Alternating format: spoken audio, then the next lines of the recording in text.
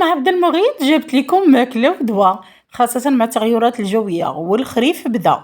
إلا بغيتي تحمي راسك ووليداتك من الزكام الرشح السعال ضيق التنفس والربو وغيره، ما عليك غير بهاد الماكلة اللي توزن بالذهب.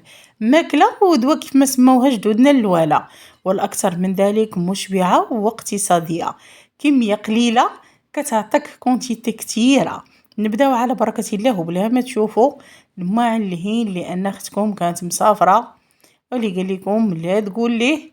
والكوزينة مازال بقى مرونة، ولكن اليوم الحد وما كاين حد قررت انني نوض ندير لوليداتي ومولاي العابد وصفات ديال ناس زمان ونفكروا بالماكله ديال جدودنا. وهذا الشيء علاش اختاريت هاد الوصفه اللي غادي نتقاسم معكم.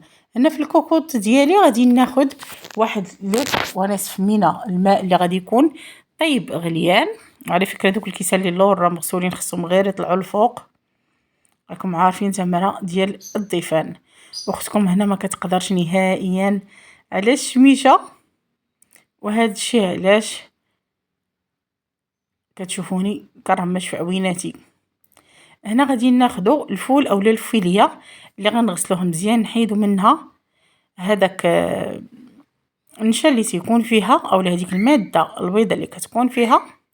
ومن الافضل اننا ناخذوا الرقيق كيجي احسن وافضل والذ وابن في المذاق ديالو.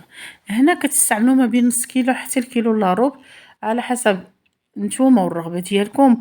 وهنا عندي كويرات ديال المسمن اللي اكيد تقاسمته معكم في اللايف، واللي غادي نعاود نحط لكم الطريقه ديالو كيجي رائع وسريع وممرق وهشيش، وما عليكم غير تجربوه وتردوا علينا الخبر. كنت عجنته هو الاول وخليته يرتاح، وهذا ضمن التدابير ديال تنظيم ديال الدار. وهنا في هذا الاثناء غادي نرد هاد الكوكوط فوق البوطه ولا فوق النار تغلى، بينما وجدت باقي المكونات. فوالا هنايا غادي ناخد هاد التريك وغادي ناخد تومه اللي تتكون حمراء ونبدا نقي فيها بهذا الشكل.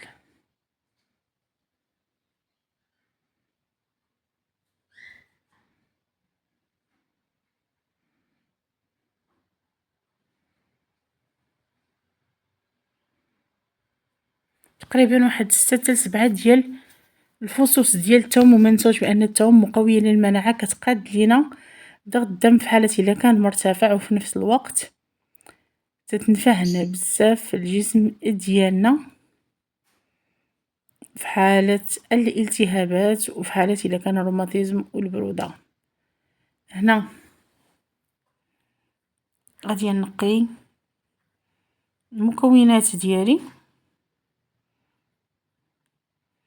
نوضعها في طنجرة الضغط.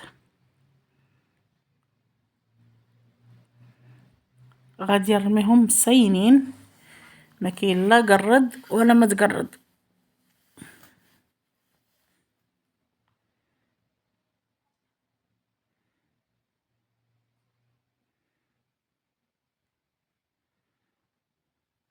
فوالا